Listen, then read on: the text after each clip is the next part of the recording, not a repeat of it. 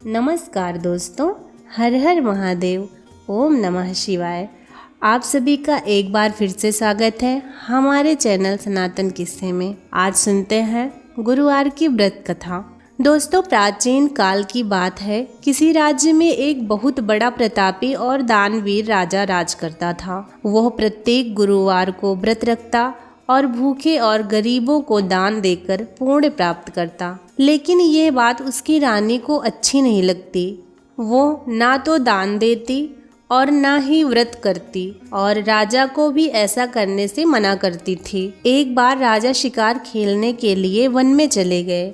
महल में रानी और दासी थी। उसी समय बृहस्पति देव साधु का रूप धारण करके राजा के दरवाजे पर भिक्षा मांगने आए। साधु ने जब रानी से भिक्षा मांगी तो रानी ने कहा कि महाराज जी, मैं इस दान पुण्य से तंग आ चुकी हूँ। आप कोई ऐसा उपाय बताएं जिससे कि सारा धन नष्ट हो जाए और मैं आराम से रह सकूं।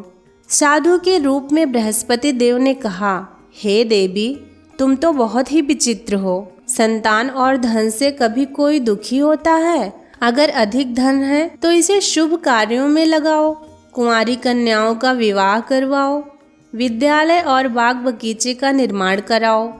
ऐसा करने से तुम्हारे दोनों लोग सुधर जाएंगे।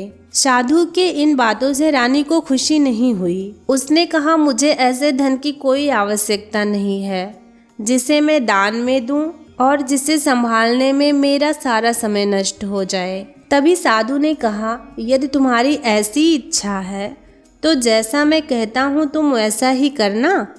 गुरुवार के दिन तुम अपने घर को गोबर से लीपना, अपने बालों को पीली मिट्टी से धोना और बाल धोते समय स्नान कर लेना। राजा से कहना कि वो गुरुवार को हजामत बनवा ले। भोजन में मांस मदिरा खाएं और कपड़ा धोबी के यहाँ धुलने को भेजना। इस प्रकार 7 बृहस्पतिवार ऐसा करने से तुम्हारा सारा धन नष्ट हो जाएगा। इतना कहकर साधु रूपी बृहस्पति देव अंतर ध्यान हो गए। साधु के कहे अनुसार बातों को पूरा करते हुए रानी को केवल 3 ही बृहस्पतिवार बीते थे कि राजा की सारी धन संपत्ति नष्ट हो गई और भोजन के लिए भी रानी का परिवार तरसने लगा। तब एक दिन राजा ने रानी से कहा कि हे रानी, तुम यहीं पर रहो, मैं दूसरे देश को जाता हूँ, क्योंकि यहाँ पर सभी लोग मुझे जानते हैं, इसलिए मैं कोई छोटा मोटा काम नहीं कर सकता। ऐसा कहकर राजा प्रदेश चला गया। वहाँ वो घने जंगल से लकड़ी काट कर लाता और शहर में बेचता। इस तरह वो अपना जीवन बिताने लगा। इधर राजा के प्रदेश जाते ही रानी और दासी दुखी रहने लगे। एक बार जब रानी और दासी को 7 दिन तक बिना भोजन के रहना पड़ा तो रानी ने अपनी दासी से कहा, हे दासी, पास के नगर में मेरी बहन रहती है, वो बहुत धनवान है, तू उसके पास जा और कुछ ले आ ताकि थोड़ा बहुत गुजर बसर हो जाए। दासी रानी के बहन के पास चली गई। दोस्तों, उस दिन गुरुवार का दिन था और रानी की बहन उस समय बृहस्पतिवार व्रत कथा सुन रही थी। दासी ने रानी की बहन को अपनी रानी का संदेश दिया, लेकिन रानी की बड़ी बहन ने उसे कोई उत्तर नहीं दिया।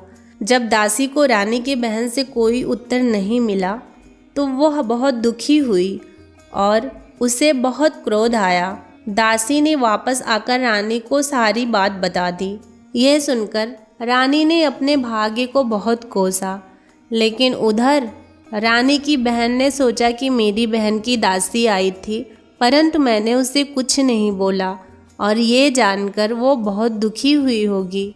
रानी की बहन ने कथा सुनी और पूजन समाप्त करके वो अपने बहन के घर आई और उससे कहा, बहन, मैं बृहस्पतिवार का व्रत कर रही थी, तुम्हारी दासी मेरे घर आई थी, परंतु जब तक कथा होती है तब तक ना तो उठते हैं और ना ही बोलते हैं, इसीलिए मैं कुछ नहीं बोली।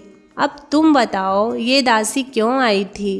रानी ने कहा, बहन, मैं तुमसे क्या छुपाऊं, हमारे घर में खाने को अनाज तक नहीं है। ऐसा कहते कहते रानी की आंखें भर आई। उसने दासी समेत पिछले 7 दिन तक भूखे रहने की बात बताई। रानी की बहन ने ये सब जानकर कहा, देखो बहन, भगवान बृहस्पति देव सबकी मनोकामना पूर्ण करते हैं। देखो, शायद तुम्हारे घर में अनाज रखा हो। पहले तो रानी को विश्वास नहीं हुआ, पर बहन के आग्रह करने पर उसने अपनी दासी को अंदर भेजा तो उसे सचमुच अनाज से भरा एक घड़ा मिला। ये देखकर दासी को बड़ी हैरानी हुई। दासी ने रानी से कहा कि हे रानी, जब हमें भोजन नहीं मिलता तो हम व्रत ही तो करते हैं, इसलिए क्यों ना इनसे व्रत और कथा की विधि पूछ ली जाए ताकि हम भी व्रत कर सकें। तब रानी ने अपनी बहन से बृहस्पतिवार व्रत कथा के बारे में पूछा।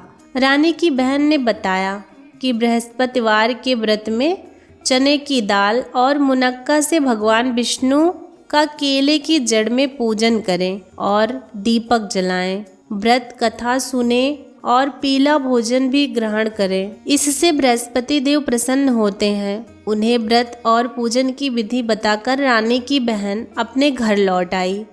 7 दिन के बाद जब गुरुवार आया तो रानी और दासी ने व्रत रखा। घुड़साल में जाकर चना और गुड़ भी लेकर आई। फिर उससे केले की जड़ और विष्णु जी का पूजन किया। अब पीला भोजन कहाँ से आए? इस बात को लेकर दोनों बहुत दुखी थीं, लेकिन उन्होंने व्रत रखा था, इसलिए बृहस्पति देव उनसे प्रसन्न थे। इसलिए वो एक साधारण व्यक्ति का रूप धारण कर 2 थालों में सुंदर पीला भोजन दासी को दे गए। भोजन पाकर दासी बहुत प्रसन्न हुई और फिर रानी के साथ मिलकर उसने पीला भोजन ग्रहण किया। उसके बाद वे सभी गुरुवार का व्रत और पूजन करने लगी। बृहस्पति भगवान की कृपा से उनके पास फिर से धन संपत्ति आ गई, परंतु रानी फिर से पहले की तरह आलस्य करने लगी। तब दासी ने कहा, देखो रानी, तुम पहले भी इस प्रकार आलस्य किया करती थी। तुम्हें धन रखने में कष्ट होता था, इस कारण सभी धन नष्ट हो गया, और अब जब भगवान बृहस्पति जी की कृपा से हमें धन फिर से मिला है तो तुम फिर से क्यों आलस कर रही हो? रानी को समझाते हुए दासी ने कहा, बड़ी मुसीबतों के बाद हमने इस दिन को पाया है, इसलिए हमें दान पुण्य करना चाहिए, भूखे मनुष्यों को भोजन कराना चाहिए और धन को शुभ कार्यों में खर्च करना चाहिए, जिससे तुम्हारे कुल का यश बढ़ेगा, स्वर्ग की प्राप्ति होगी और तुम्हारे पितृ भी प्रसन्न होंगे। दासी की बात मानकर रानी अपना धन शुभ कार्यों में खर्च करने लगी, जिससे पूरे नगर में उसका यश फैल गया। दोस्तों, ये थी बृहस्पतिवार की व्रत कथा। बृहस्पतिवार व्रत कथा के बाद श्रद्धा के साथ आरती करनी चाहिए, जिसके बाद प्रसाद बांटकर उसे ग्रहण करना चाहिए। दोस्तों, यदि कथा आप लोगों को अच्छी लगी हो तो वीडियो को लाइक ज़रूर करें और साथ ही हमारे चैनल को सब्सक्राइब करना ना भूलें। धन्यवाद।